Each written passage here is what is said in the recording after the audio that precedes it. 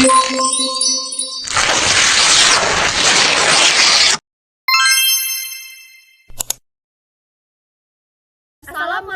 warahmatullahi wabarakatuh.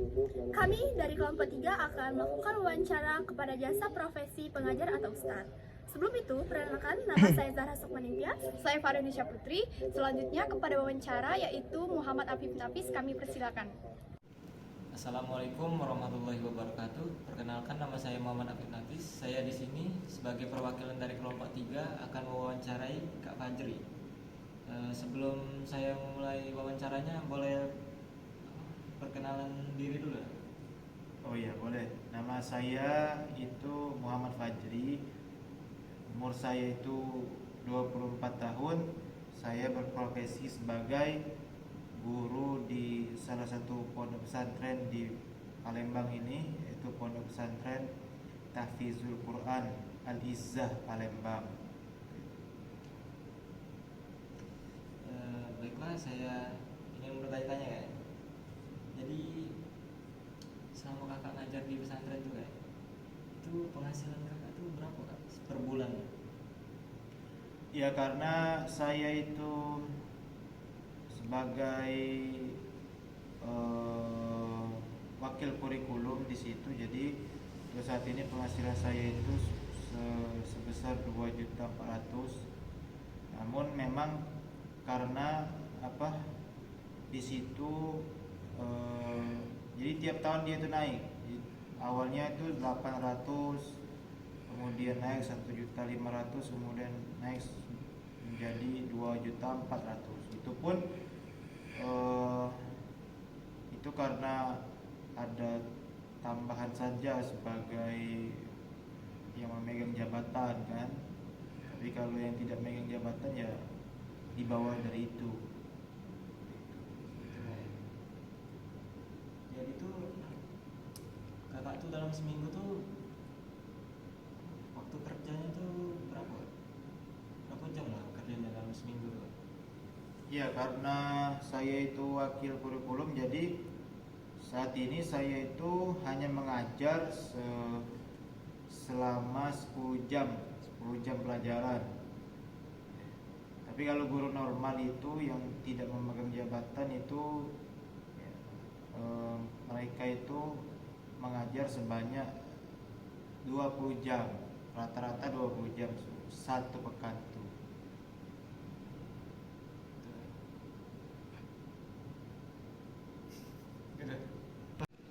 Nah, dan untuk sistem ngajar kakak di pondok tuh kayak mana kak? Sistem ngajar kakak? Sistem ngajar ya, kalau di pondok itu ya, memang walaupun modern sekarang itu, tapi memang kebanyakan sistem ngajarnya itu ya, dengan metode ceramah kebanyakan. Karena memang ya pertama memang fasilitasnya belum terlalu mendukung ya. Seperti ada infokus atau apa yang lain itu masih belum lengkap.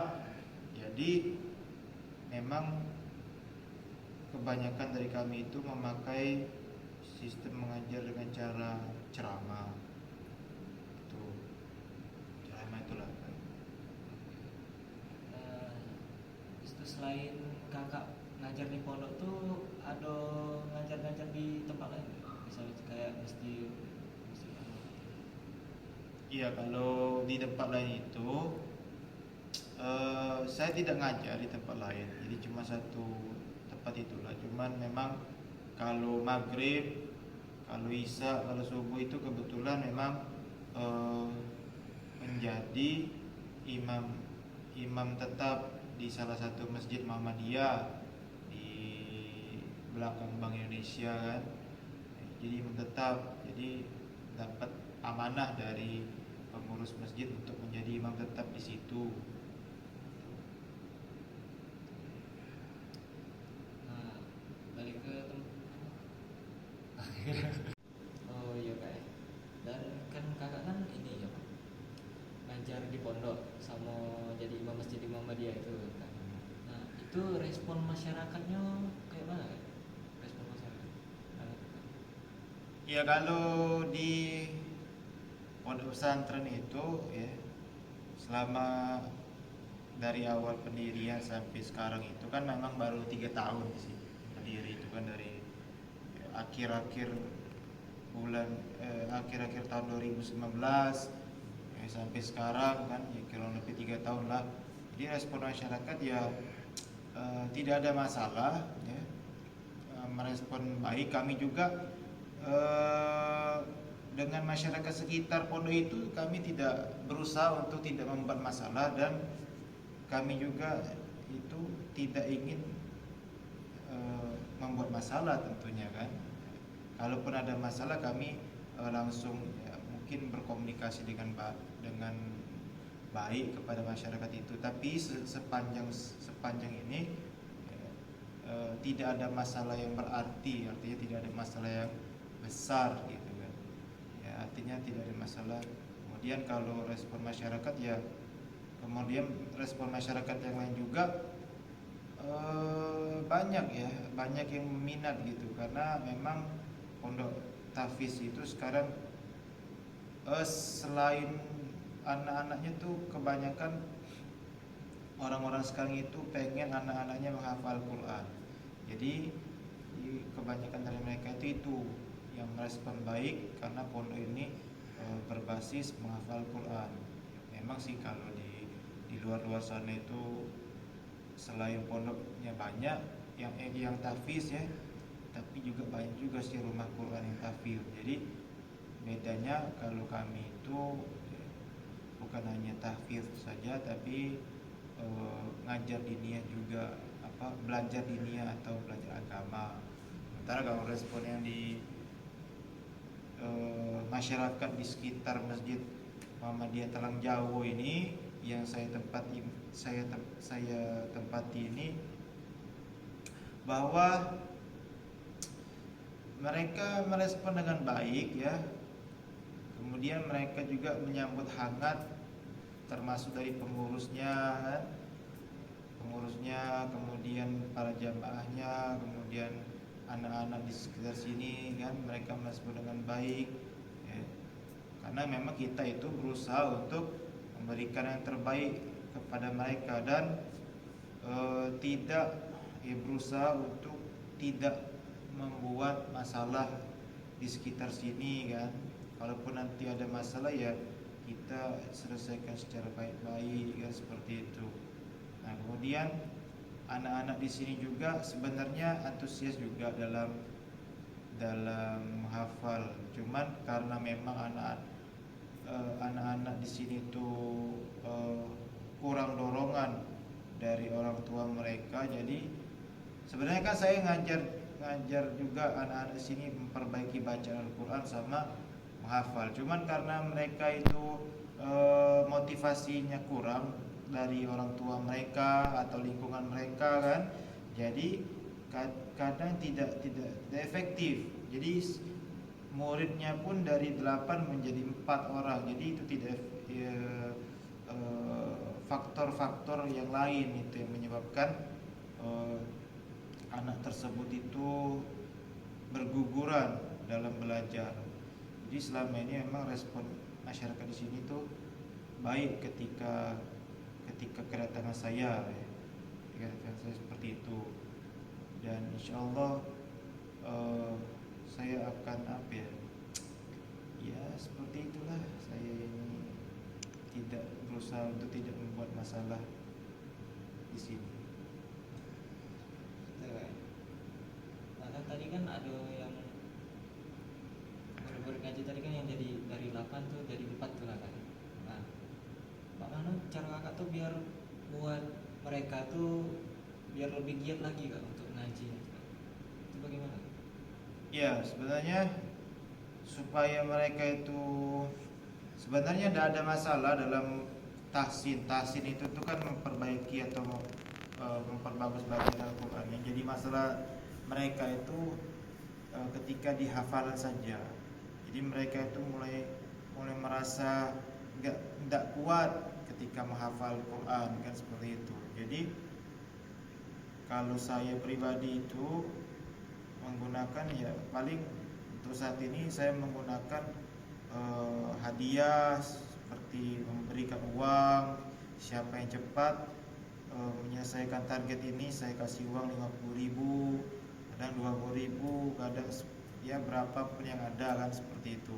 Atau kadang diberikan makanan seperti silver queen atau coklat yang lainnya, supaya mereka itu termotivasi dalam menghafal Al-Quran kan, seperti itu. Jadi itu yang berusaha saya yang berusaha saya jadikan motivasi kepada mereka. Tapi memang ya faktor, tidak hanya faktor dari saya, tapi dari keluarga juga kan, dari pergaulan mereka. Jadi ya kalau pergaulannya jelek, keluarga yang tidak mendukung, kadang anak tersebut juga terpengaruh. Jadi dia malas untuk ngaji. Jangankan ngaji, tapi ke masjid pun jarang, seperti itu. Jadi itu faktor-faktornya.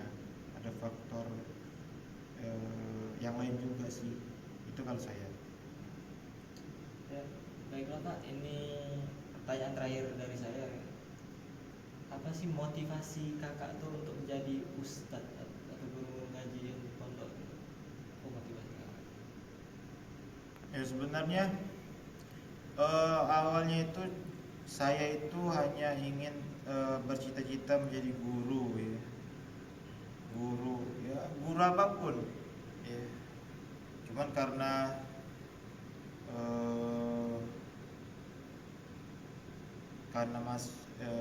kebetulan menyukai di bidang agama kan, jadi pas kebetulan itu ada pembukaan lowongan mengajar di pesantren itu, saya masukin. Alhamdulillah saya masuk kan. Ya saya itu karena memang jiwa saya jiwa mengajar, seperti itu yang pertama. Nah seperti itu. Kemudian memang saya itu berusaha untuk